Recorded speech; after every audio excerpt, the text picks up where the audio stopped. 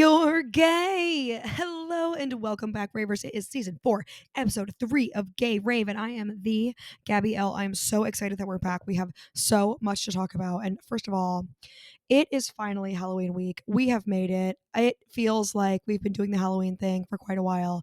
But remember, it's a marathon, not a sprint. This is our moment. You better be coming out. You better be dressed down. You better come up to multiple events. And I'm talking different costumes. Okay? Try your best. Do everything that you can. And don't disappoint me. All right? There we go. And the way that I'm going to be so inside in November is going to need to be studied. I'm going to be doing my fucking bread hobby. I'm going to be doing puzzles. I'm going to be doing things you've never even thought about before, like reading a book. I'm going to be photosynthesizing all of November, and I am just saying that right now. So it is spooky season. I hope everyone has their costumes ready. I've got several events this week. First of all, Tuesday, October 28th, maybe you're listening to this, Bingo at the Bush, starting whatever time. Thursday, October 30th, karaoke, Pine Box Rock Shop, starting 8 o'clock-ish or whenever I decide. Everyone should come out, enjoy Halloween while we can. Halloween being on a Friday this year, honestly, it is iconic, but in another way, it's terrible because it's on a Friday. Like the 31st is the Friday, right? And then it's November 1st, the Saturday. And then it's November 2nd, the Sunday. We fall back. So we lose that hour of daylight and we start to enter what is like the abyss and the darkness that is New York winter. And at the same time, that's New York Marathon Day. Think about how shit Halloween is going to be this year for those people running the marathon. Listen, I did my time. I ran the marathon in 2021 and I haven't worked out since. It's been amazing. But for this weekend in particular, they do Marathon Sunday on the first Sunday of November because it is typically the day that you fall back. And that's so that the runners can get an extra hour of sleep. They think that they're being nice, but in turn, they are actually making Halloween miserable. And to that, I say, I am so sorry. But that's why it's Halloween. It's because it's supposed to be really scary. Okay. So we are going through all of that. We need to prepare. We need to do the most that we can this week, and then we'll rest up all November. All right. But speaking of scary, there is some shit going on. I need my lover girls, my star and moon girlies to tell me what is going on with the moons because something is going on out here and we need to be safe. Like people have been acting up. There's some crazy shit in my phone, some spooky stuff, some very scary stuff, and I don't know what it is. And I think it's because like Libra season ended. I do believe we're in Scorpio season now, which would make a lot of sense, but I'm feeling like a moody energy. There's been a shift. And I feel it. I feel like people are going a little nutty, and I don't know how to feel about it. I'm stressing out. So I need my moon and stars, my Etsy witches to tell me what's going on because I do think that there's something going on with the elements, okay? And I just don't know what it is. But let's talk about this week. This week was fantastic. Saw Sabrina Carpenter last night. It was incredible. First of all, I am a carpenter. Jesus was a carpenter. We are all carpenters in a way. She is so fucking talented. She's doing 5 nights at MSG, all sold out. We went to the first night. I went with Desi. Shout out to Desi. And we paid way too much for those tickets, obviously, but we did have a really good view. No complaints. And the guest, at one point in the show, Sabrina always like arrests someone in the audience for being too hot. And our person was none other than Anne Hathaway. Oh my God. Anne Hathaway, she does not look a day over. Well, let me say something complimentary. 24. No, I'm going to say 26 because everyone's fucking 26 these days. She looks incredible. Whatever she's doing, it's working. And this is definitely Princess Diaries propaganda because she was like, I'm from Genovia. And I was like, what is the budget? What is the budget? All right. Moving on. Speaking of how everyone's 26, Sabrina Carpenter was fantastic. I was a little bit shocked that her fans were like quite young, like very young, a lot of young people. I'm talking teens, like not 26, like much, much younger, but all dressed just like Sabrina Carpenter and like approximately the height of Sabrina Carpenter. So that was like really kind of a shocking and like a deja vu situation. Like, is she here with me or are all these people all 12? It was very, very odd. And it was like very unsettling. We were outaged by like 20 years. It was Desi and me and then 115-year-olds. Like it was crazy. And you should be scared. If you are in a situation when you're surrounded by 10,000 15-year-olds, you should have a healthy fear. And if you don't have a healthy fear, you're a perv. Don't look at them. Look up. What are you looking at? Look over there. You know what I'm saying? Like look what's happening on stage. Okay? Age appropriate people. All right? So many youths. I was genuinely surprised. But Sabrina, the production was amazing. She's so talented. Bring back dancing on the stage. She was doing full choreography. She was singing her little heart out. The mic was on. It was fantastic. And also, Olivia Dean was the opener. Olivia Dean, who has all those songs that have actually been on my sadness playlist, like Come Be the Man I Need, So she is a beautiful singer, also fucking 26 because everybody's 26 now, and she's from Britain or something, and she's just so stunning. Like she had her shoes off, she had this little black dress on, and she was just like singing with the most beautiful voice. She had just like effervescence. It was amazing. Oh, it was wonderful to see. I love seeing talented people, but then I'm like, oh God, you know, I'm not 26 anymore. What should I have been doing this? Should I have been singing when I can't even sing? Should I have been doing this at 26? Probably. Very much probably. Okay. And I do feel like Desi and I even said this to each other. Like, this is definitely the last time she's opening for someone. Like, she's definitely going to be a huge star. And I just feel happy to be there. Happy to be there. Okay. Also, last week, I went to the first Halloween event of the season. It was still in the October 20s, so it wasn't like too soon.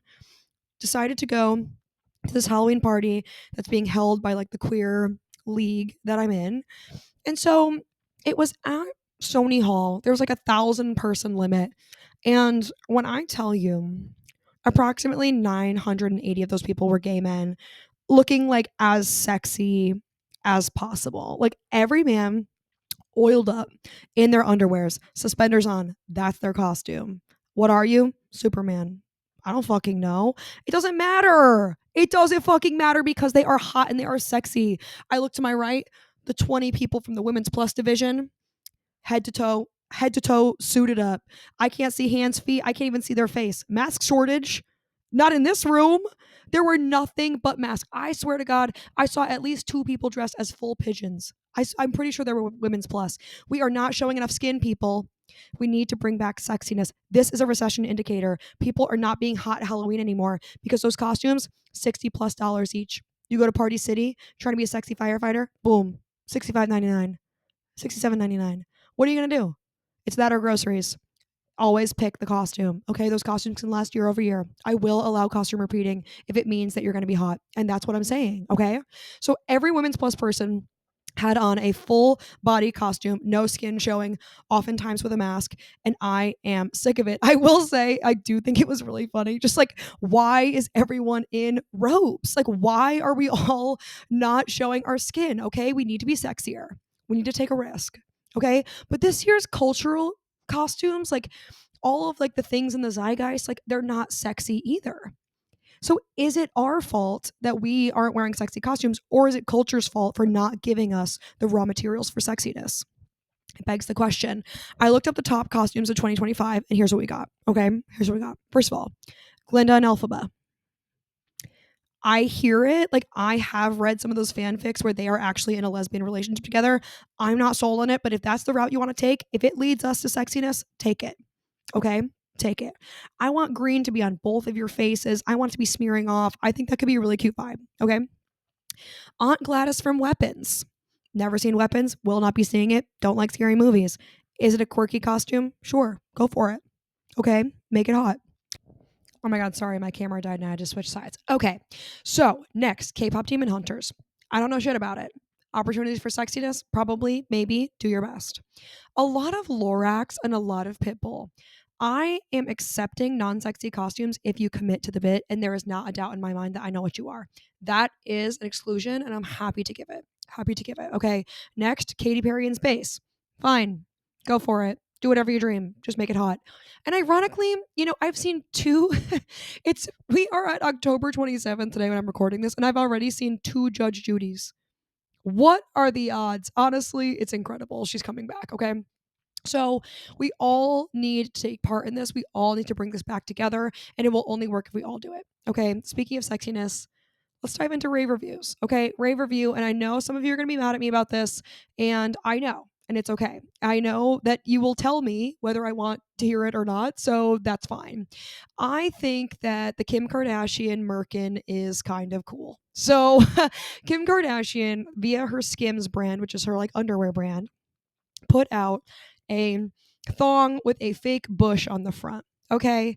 And I know that she's doing it for the gag. She did those like bras with the built in nipple piercings, which I also thought were a gag. Okay. And now she's coming out with these thongs, and there's different colored bushes.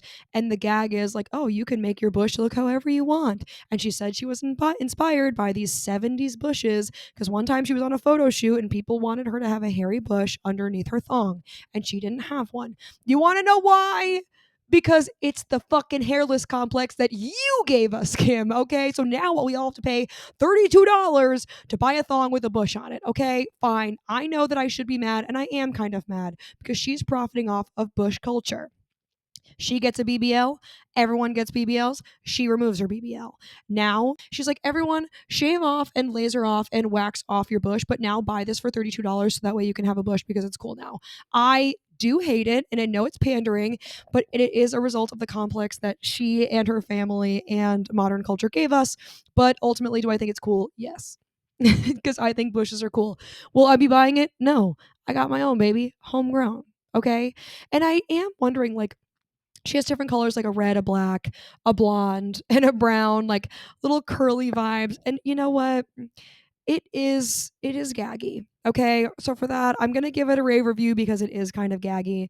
I'm going to say a haha because it is a part of this whole we are doing things to like permanently alter our bodies to fit into like cultural and societal norms of like what is acceptable, only for them to change, and the wealthiest of people have the most access to those changes, and it almost becomes like a meme of itself. Like we all become it becomes this capitalist thing where now we have to reverse those things or buy things to supplement the things that we've changed. So, do I hate that, like culturally and for women everywhere and people everywhere who have to continually be doing this for the rest of our lives? Yes.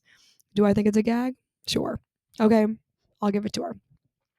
Great review. And this has nothing to do with my beloved Megan Pete. This is the content only, and this has nothing to do with criticism of Megan Thee Stallion. I would absolutely never do that. Okay.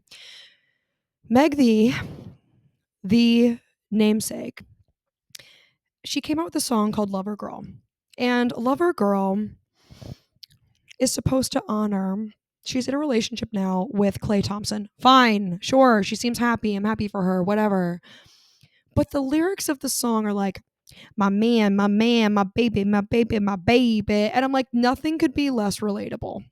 Nothing could possibly be less relatable. I need her to give me some lyrics I can rock to. I cannot be in the club like my man, my man. This is embarrassing. We need non-binary version. Meg, knock, knock, knock, knock, knock, Meg. We need you to do a non-binary / lesbian version where you go, my partner, my partner, my partner, my partner, my partner. Hey, or just make it all my babies. Because we are your babies, okay? So we do need something to shift the culture back. But listen, I will take whatever she can give me because that music video, she looks better than she's ever looked before in my life. Oh my god, she looks so fucking incredible. She is amazing. They God spent her time when she made Megan Thee Stallion. I will tell you that. So I'm happy for her that she's with her man. I'm happy that she loves Clay Thompson or whatever. Do I want to sing a song, My Man, My Man? No. Will I be changing it to My Baby, My Baby? Sure. I want to give her streams, so I will listen, but let the sound down so it doesn't become an earworm and so that I don't actually have to be praising a man. Okay. Unlike Demi Lovato, I just want to give a little shout out to Demi Lovato for putting out an album called It's Not That Deep. And I think the whole part of this album is to make like fun pop music that's not that serious because Demi Lovato is known for taking things too seriously and not being able to take a joke and like not being able to be the butt of all these memes. And this album is for funsies only. And I hate to say it, but pandering to gay people will enshrine you in the Mount Rushmore of divas. And I fear that is where Demi Lovato is heading. That song, Kiss, I like to kiss, a kiss with my tongue, or whatever. Like, it is actually so good and it is so gay bar coded. I even heard it this weekend at Drag Brunch. It is very much hair, nip, heels. What is it called? Hair, It's hair, heels, lips, hips, whatever that song is, Todrick Hall or whatever. That's the new Kiss by Demi Lovato is the new that song in this household. Okay. I know I think I said nips and hairs twice, but we're just gonna do Gab's version, okay? Just like Taylor has her version, I have my version as well. So Demi Lovato, shout out to you. I will be streaming it to see like what the pop girlies are doing, like see how much fun we're having. Meg, I will stream your song, but I cannot have that coming up in my Spotify Wrapped. I'm saying this as if anything could possibly break through the depression songs that I've been playing on blast and repeatedly for the past 10 or 11 months. As if anything could possibly break through at this time. You think that anything is going to be defeating like Lucy Dacus? If you think that one thing could possibly defeat that bitch, absolutely not. Why am I worried about my Spotify Wrapped? As if I could ever play anything as much as I've been playing this depressing shit for the past 10 months. Okay, never mind. Moving on. Can I say something?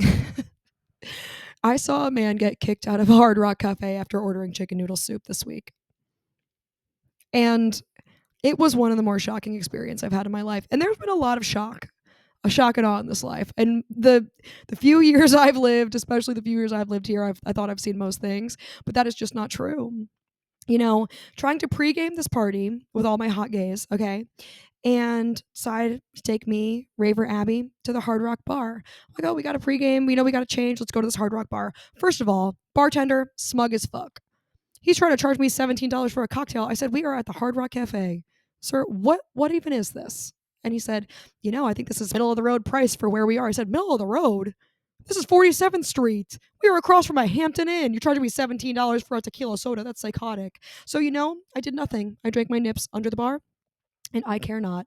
Abby got a beer because she's a good patron, and we needed to change. Here nor there.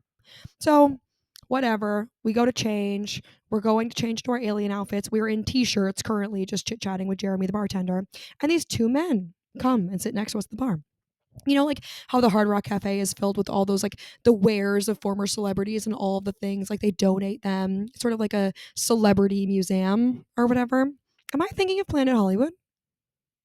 No, no, no, no. This is a Hard Rock Cafe. I'm definitely correct. Okay. And I'm pretty sure one of those things was fucking cursed. And that's what put a curse on this night and then put a curse on me and my phone after that. One of those like Elvis's blouses or whatever definitely cursed. And they fucking put a curse on me because I was in that place. Okay. With the man with the chicken noodle soup, which I'm going to tell you about right now. These two men come in. They definitely came from a conference or something. It's a Thursday. They are looking like dressed up. One of them is in like, a button up white shirt and slacks. The other one's in like a Duke polo. One's much older. The Duke polo is like older. And then the one looks younger, probably like my age, like in his little 30s, has his hair like gelled up. They definitely came from somewhere, okay? They're like, oh, we're having a nightcap, whatever. They are staying at the Hampton Inn across the street. That's how you know they're fucking cursed. And they go on to be talking about like, oh, we just got some like legal weed. We got some weed, so we're getting a nightcap and then we're going to get some food and go home. I was like, nice, nice. We're chit chatting. And so then the little guy with the little gelled hair is like, oh, give me a double of tequila. The bartender is like looking over at me like, don't you wish this was you? And I said, it's about to be. Watch me. Okay. And he's like, oh, I want something middle of the road. Don Julio. Kill myself. I had 4 people go in on a bottle of Don Julio for me. That's how expensive it is. Okay. Don't fuck around with DJ calling it middle of the road. That first of all pissed me off. So then, he was asking for me to just like roast his whole life and flame his whole life. So we're chatting back and forth. He says, he's a father. He used to live in New York for 6 years. Very, very special. I said, Fide? And he said, yes. Shocking. Shock and awe. Okay. I'm like a magician. So he used to live in New York. Now he lives in Florida with his wife and his child. It's actually him and his wife's 9-year anniversary. I'm learning all these things about him. Does he know anything about me? Absolutely not. Why? Because men love to yap. For all the shit that women get about being the yappers in this situation, I have never gone over a meeting because a woman was talking too much. Like all I have to do is sit there and fucking listen and have one of those like little baby smiles on my face. I don't even have to give any affirmations. They just will keep going. They'll keep going. They'll keep going. And then they're going to be like, wait, are you in love with me? Like it's actually crazy. And that's exactly what happened with this man. So he's yapping, yapping, yapping, saying so much about his life. And at one point he turns, well, in the meantime, he had ordered the chicken noodle soup and he tried to get it for both of them, him and the older man. The older man was like, dude, I don't want chicken noodle soup. Like it's 8 p.m. on a Thursday. Like, no, thank you. And so, fine. And then finally he turns to us and goes, we're not going to like pick you up and like take you home or anything. Sir, what the fuck? The way that we were physically laughing in his face was so fucking mean. And I know it was probably meaner than it should have been. Abby picked up her phone and called her girlfriend so we could all laugh in his face, so we could have more numbers laughing in his face. We told the story loud as fuck. Like, these dudes thought that they were trying to pick us up. We want to be picked up. First of all, we're in t shirts at the Hard Rock Hotel. If I was hoeing, I would not be looking like this in this fucking bar, and it'd be a way more expensive bar. I'd be looking like a fucking dime, just like I'm looking every single day. Actually, now that I say it, I could look like anything. It wouldn't even matter. You should be so lucky, sir. I said, we are lesbians. Have you met a lesbian? What the fuck? He goes, I've met lesbians. I'm Metro. Metro? Metro Metro what? Like, finish your oh my god. What fucking year is it? We were in the fucking Twilight Zone. That place was fucking cursed. So then we finally I'm like, I'm not talking to these men anymore. This is crazy. And of course, the little old man is like trying to like make it up to us and like trying to like be nice. Meanwhile, the other guy gets his chicken noodle soup and he starts criticizing the chicken noodle soup, saying that it tastes like Campbell's. It tastes like it's from a can. It doesn't taste like it's from the chef, any chef or any kitchen. And the bartender Jeremy is starting to turn on him. We're creating an alliance. And he starts to say, oh, I can go get the chef. If you don't think it looks good, I can go get the chef, or I can get a manager. And the guy's kind of like hyping it up. He's kind of getting loud with it, you know. He's a couple sips into that Don Julio. I'm kind of setting him off because we're laughing in his face. He's feeling a little weird. So now he's kind of getting loud with it, you know. So we are doing our thing. We're going to get changed. The old man's trying to get in our good graces. And honestly, shout out to the old man. He was kind of mean, but at one point he was like trying to tell a joke and he was like, you know, sometimes people will exchange goods, services, beverages, often food for money. And that's an exchange people choose to make sometimes. Like, roasting me for not wanting to pay for drinks. I thought it was so it was so soft spoken. I didn't even know he was roasting me. Honestly, that one guy, he's okay. I'll allow him to exist. I'll allow him to survive. That other guy can get fucked. Like, honestly, so the bartender's like not fucking around. Like, he actually does call the manager. The manager Camila comes down with security. Mind you, the Hard Rock Hotel's on the second floor, so we had to walk a spiral staircase to get up there. It's a pretty small spot, right? There's some people eating dinner, there's a couple people at the bar. He's making a full scene now. They're talking to him. They're like, "Sir, what's the problem?" He's like, yapping on about the soup. He's going off about the soup situation and the drink, and he's like, "I don't know. This isn't having to be a big deal." And finally, they bounce him out the bar, and his little friend. Little old friend. I was like, let him go, King. Let him go. Like, don't go with him. Do not put him to bed. That is a grown man. He's got a child and a wife at home. Please. He's lived here for 6 years. I'm sure he can find his way across the street to the fucking Hampton Inn, floor 200, you know? I cannot even believe this happened. A man got physically escorted down the stairs of a Hard Rock hotel after saying that the chicken noodle soup tastes like it was canned. There are so many words in there. There are so many words in there you didn't even know what was going to come next. It was actually, wow. It was a highlight, I would have to say personally. We did then leave and then go to see our sexy gays, but like, just genuinely, that's exactly what happens when you go to a place as cursed as the Hard Rock Hotel. Okay? Never do that. Do as I say, not as I do. All right. I'm sorry for the week is about last week's episode. Fully lied. The show Boots is actually not about the army. It's about the Marines. And I put army in the title of the last week's episode, so it has to be addressed. So I fully lied. I read a summary that was completely incorrect. People who watched the show were like, first of all, it's about the Marines, not the army. And he did not join for his crush. He joins with his friend, but there's never a crush mentioned on the friend. So like, there is no reading that he has a crush on this friend. Never is mentioned. They're not even really friends. Okay. So all of the things that I said are basically lies, but the sentiment is true. Back in the day, we would join the army for our crush. And by that, I mean the Marines. Okay. So I am sorry, but I have been spreading misinformation for as long as this podcast has existed, and I have to be consistent. I am nothing if not consistent, and that's why you come back every week, which I hope that you do. Please don't stop. Please come back, okay? And by the way, like and comment and rate and subscribe, and come watch me on YouTube. I post YouTube videos every single week of this entire podcast, and the intro and outro have a video component that you should see. It's really, really cute. You're gonna love it. Okay, okay. Song of the week, Bed Chem by Sabrina Carpenter. It was honestly the highlight of her tour. For me personally, I loved seeing it live. It's like very sexy vibes, but a fantastic fucking song nonetheless. Bedchem, Sabrina Carpenter, whole album short and sweet, whole new album, Man's Best Friend. Fantastic front to back. Bangers. House Tour, that was the song last week, so I'm not going to repeat, but still, damn. Hits, okay? Thank you for being with me here today. I know this has been a little bit chaotic. My camera has died multiple times and I have gone completely off track, but nonetheless, so happy that you're here. Can't wait to debrief next week on the falling back of time, on all the Halloween events, on all the shit that happens. And I wonder who else is going to get kicked out for ordering chicken noodle soup. Who's next? Who's next? Go. Okay, this has been Gay Rave. I am Gabby L, and the L is for, say it with me, love you. Bye. That's what she said. And you know what? What was that? Okay, James.